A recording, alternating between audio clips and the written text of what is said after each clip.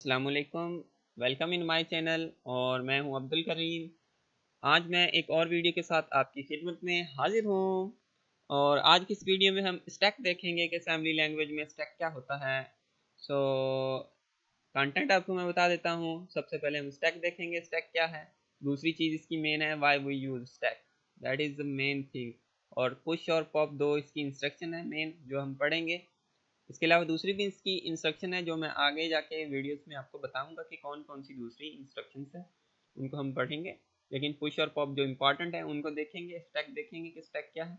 सो stack का तो आपको इल्म होगा मेरे हिसाब से, तो क्योंकि हाई लेवल लैंग्वेजेस में आपने सी या सी प्लस प्लस में स्टैक को देखा होगा कि स्टैक क्या है। लेकिन मैं स्टैक के लिए मैंने एक पिक्चर डाउनलोड की है जिससे आपको आसानी से समझ में आ जाएगा कि स्टैक क्या है। सो ये एक बॉटल है टेनिस बॉल की, ठीक है। इस बॉटल के अंदर 3 बॉल पड़े हुए हैं। अगर आप इस बॉल को निकालना चाहें तो क्या आप इस बॉल को निकाल सकते हैं डायरेक्ट इस बॉल को निकालने से पहले? तो आप ऐसा नहीं कर सकते। आप इस बॉल को निकालेंगे, फिर आप इस बॉल को निकालेंगे और फिर आप इस बॉल को निकालेंगे। अगर आप इस बॉटल को देखें तो इस बॉटल के अंदर सबसे पहले जो बॉल हमने रखा होगा वो डेफिनेटली ये वाला बॉल होगा। उसके बाद हमने ये बॉल रखा होगा और उसके बाद हमने ये बॉल रखा होगा। मतलब कि ये जो बॉल हमने रखा है वो लास्ट में रखा है। अगर हम निकालेंगे तो ये बॉल को हम सबसे पहले निकालेंगे। तो स्टैक जो होता है उसमें हम जो चीज़ लास्ट में रखते हैं वो हम सबसे पहले निकालते हैं, ठीक है। स्टैक हमारा ये है, जो चीज़ लास्ट में रखेंगे वो हम पहले निकालेंगे और जो हम पहले रखेंगे वो हम लास्ट में निकालेंगे। तो ये हमारा स्टैक है। तो हम अब देखते हैं कि स्टैक का हम इस्तेमाल क्यों करते हैं, उसका रीज़न क्या है। Why we use stack. Stack हम इस्तेमाल करते हैं टेम्परेरी स्टोरेज के लिए। टेम्परेरी स्टोरेज किस चीज़ की? डेटा की। टेम्परेरी स्टोरेज डेटा के लिए हम क्या करते हैं? स्टैक का इस्तेमाल करते हैं। लेकिन टेम्परेरी स्टोरेज किस हिसाब से कि टेम्परेरी स्टोरेज तो हमारा वेरिएबल भी है, लेकिन ये टेम्परेरी स्टोरेज किस हिसाब से है? सपोज करें कि कुछ ऐसा डेटा है जो हमने अपने प्रोग्राम में इस्तेमाल किया है, ठीक है, और उसी डेटा को हम आगे जाके फिर इस्तेमाल करना चाहते हैं। मतलब बहुत लंबा चौड़ा डेटा है, उसी डेटा को हम दोबारा इस्तेमाल करना चाहते हैं अपने प्रोग्राम में। और एक दफ़ा अगर हमने उसको इस्तेमाल कर दिया तो उस डेटा को किसी ऐसी जगह पे दोबारा रखना चाहिए ताकि वो डेटा महफूज रहे और हम उसको दूसरी जगह पे जाके यूज़ कर सकें। सपोज़ करें कि एक एडिशन हुई है 2 नंबरों की, c is equal to 2 plus 5, ठीक है। तो अब c के अंदर डेटा कितना है? c के अंदर हो गया 7। ओके, अब मैंने c का जो डेटा है उसको इस जगह पे भी यूज़ करना है और इसी डेटा को मैंने यहाँ पे भी यूज़ करना है, ठीक है।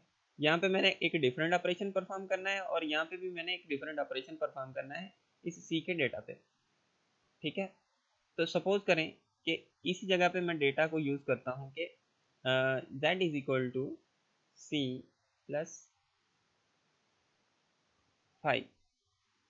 नहीं, ऐसे कर देता हूँ मैं, c is equal to C plus 5। अब c के अंदर क्या पड़ा है? 7। 7 प्लस 5 कितना हो गया हमारा? 12 हो गया। अब c के पास कितना हो गया यहाँ पे? c is equal to 12। अब हमने ये जो c था, c इज इक्वल टू 7, हमने तो इसका इस्तेमाल करना था इस जगह पे, लेकिन अब तो c के पास 12 वैल्यू है। अब हम क्या करें? हमने तो इसका इस्तेमाल यहाँ पे करना था, इस c के अंदर जो 7 पड़ा था उसका इस्तेमाल हमने यहाँ पे करना था। अब हम क्या करें? तो इस चीज़ के लिए कि जो हमारा डेटा है ये महफूज रहे ताकि हम इसको कहीं और इस्तेमाल कर पाएँ, इसके लिए हम करते हैं स्टैक का यूज़। तो हम सिंपल इसको क्या करेंगे कि इस डेटा को पुश कर देंगे, ठीक है।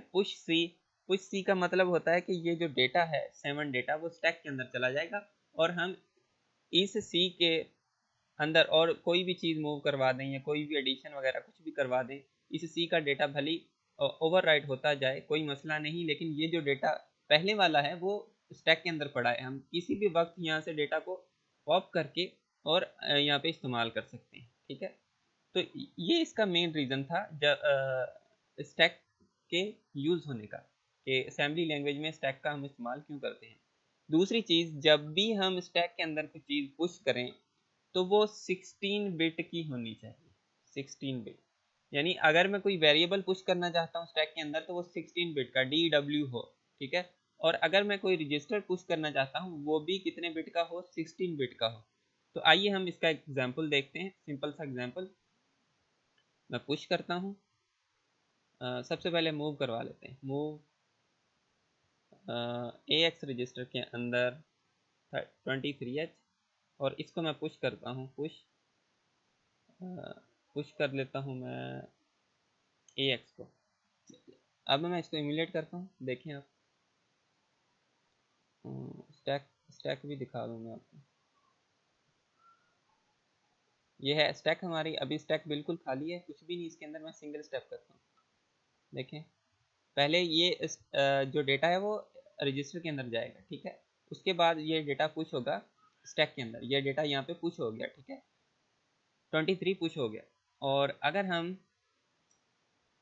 एक डेटा और पुश करते हैं, ठीक है। अब आपको एक चीज़ मैंने और भी बतानी है। यहाँ पे मैं यहाँ पे कुछ और भी पुश करता हूँ, पुश 34H।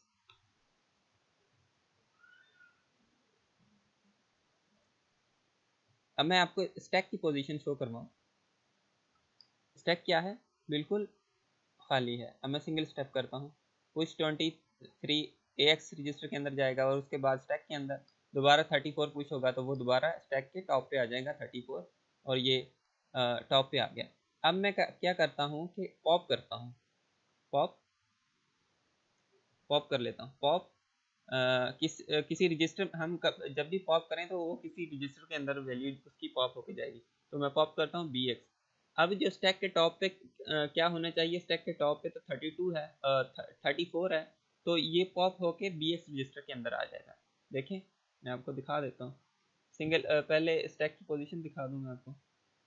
स्टैक खाली है, ओके। अब देखें, 23 मूव होगा AX में, उसके बाद 23 स्टैक के अंदर चला गया। अब 34 स्टैक के अंदर जाएगा। अब पॉप इंस्ट्रक्शन एग्जीक्यूट होगी तो 32 पॉप हो गया। लेकिन यहाँ पे आप कह रहे होंगे कि 32 तो पड़ा है, लेकिन 32 पड़ा है लेकिन इसकी जो वैल्यू है वो ओवर राइट हो गई है और पॉइंटर हमारा 23 को पॉइंट करने लग गया है। मतलब ये डेटा पड़ा है, लेकिन जब दूसरा डेटा आएगा तो वो 34 के पास आएगा, यानी 34 को क्या कर देगा, ओवर राइट कर देगा, इसके ऊपर वो डेटा स्टोर हो जाएगा। अब मैं आपको दोबारा एक दफ़ा यहाँ पे पुश कर देता हूँ कोई और डेटा, पुश 33H। अब आप देखना, सिंगल स्टेप करके मैं आपको दिखाता हूँ कि स्टैक की पोजीशन देखें आप। सिंगल स्टेप, 23 मूव होगा AX में और स्टैक के अंदर 34 स्टैक के अंदर। अब क्या होगा, 34 जो होगा पॉप होगा, ठीक है। हमारा जो पॉइंटर है वो ऊपर चला गया। अब दोबारा 33 पुश होगा तो देखें 33 34 की जगह पे पुश होगा। सो ये था हमारा स्टैक। और मुझे उम्मीद है कि आपको समझ में आया होगा। और बहुत ही आसान सी चीज़ है, लेकिन इसका यूजेज बहुत ज़्यादा है। हम स्टैक का बहुत ज़्यादा यूज़ करते हैं असेंबली लैंग्वेज में। हमारे बहुत सारे प्रोग्राम जो स्टैक के थ्रू सॉल्व होते हैं, हमारे प्रॉब्लम्स स्टैक के थ्रू सॉल्व होते हैं। So thank you for watching this video and अल्लाह हाफिज़।